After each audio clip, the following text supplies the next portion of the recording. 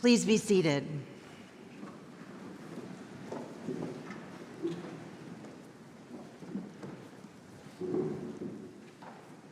I'm going to start this sermon by thanking our dear Craig Phillips for that gorgeous Gloria that he wrote. And whenever they sing it, I feel like I have just been transported into the kingdom of heaven itself. It is just truly beautiful. I'm still coming off of that one, y'all.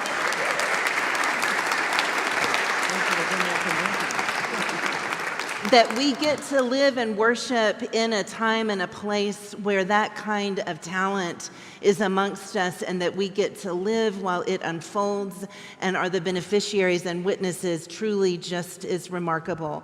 And now I'm going to talk about another talent, and I'm not sure that Craig's going to appreciate being paired with this person in my sermon, but there is a phenomenon sweeping the country right now. It is the likes of which has never been seen before. I'm not talking about elections or politics or food or anything but Taylor Swift locking down the top 10 songs on Billboard's 100. Yes, she did do that.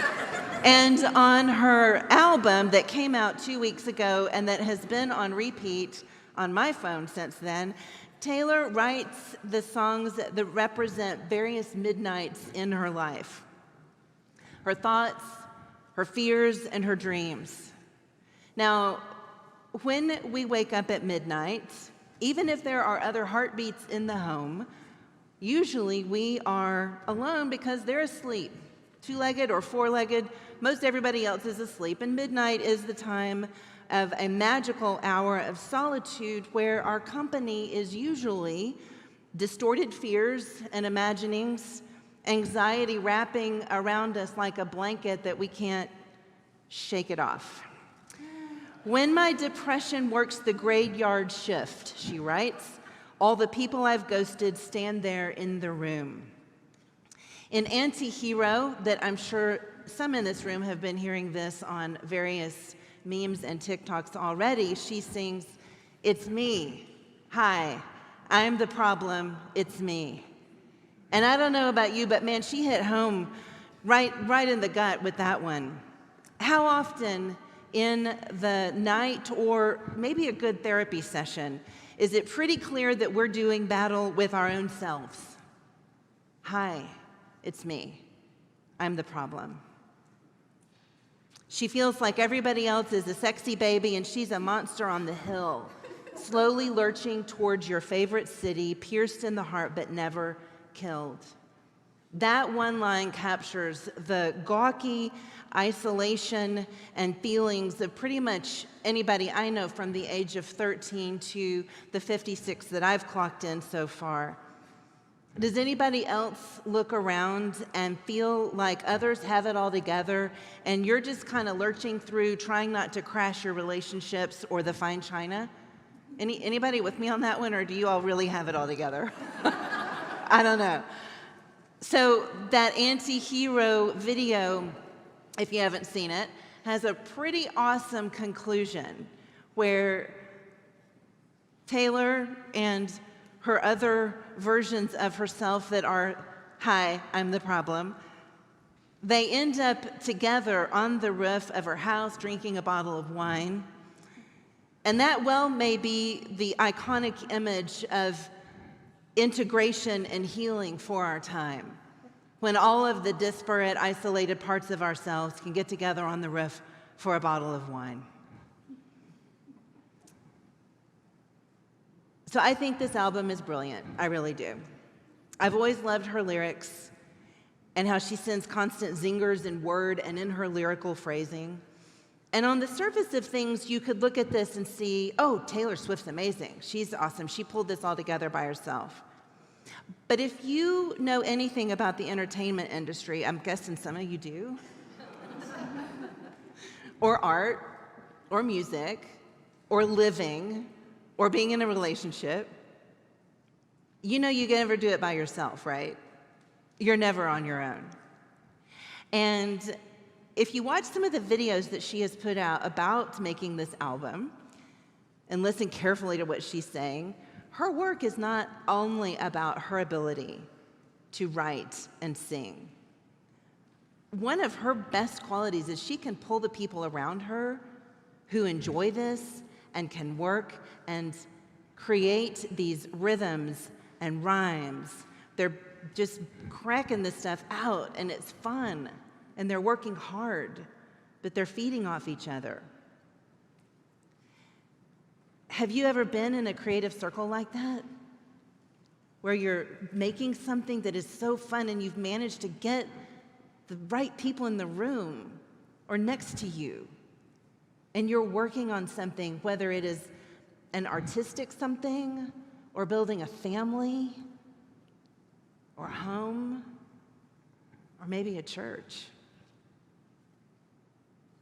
So it's ironic to me that her songs reference the social and existential isolation of the midnight hour, but it looks to me like they were created in a really creative community that was vibrant and supportive and generative and tapping into the best of who they are.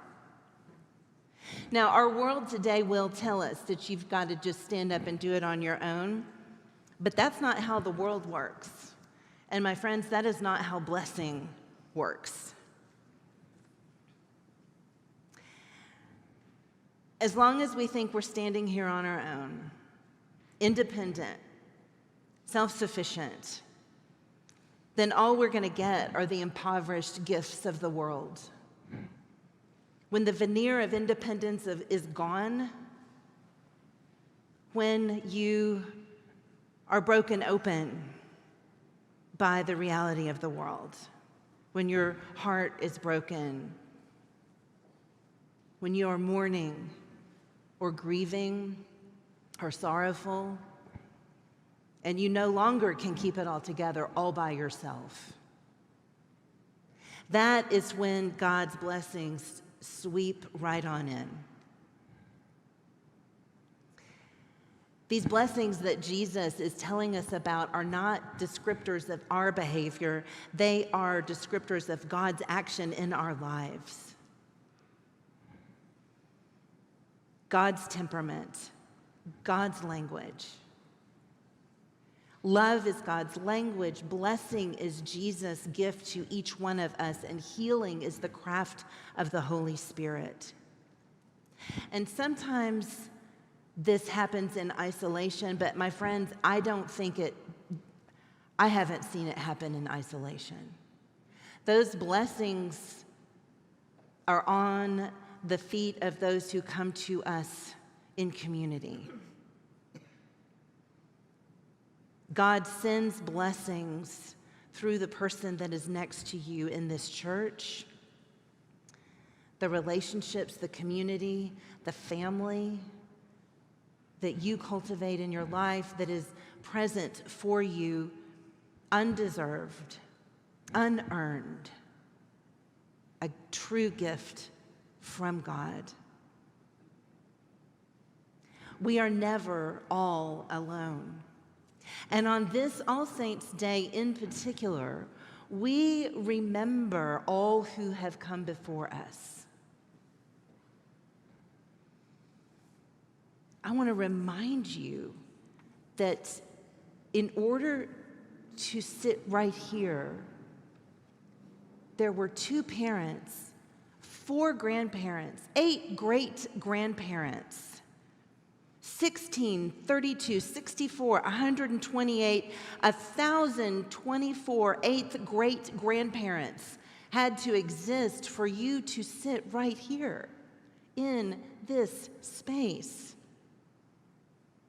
If we go all the way back 12 generations, it is 4,094 people whose hopes and dreams and loves and talent wash behind you as you walk into this room, as you sit here.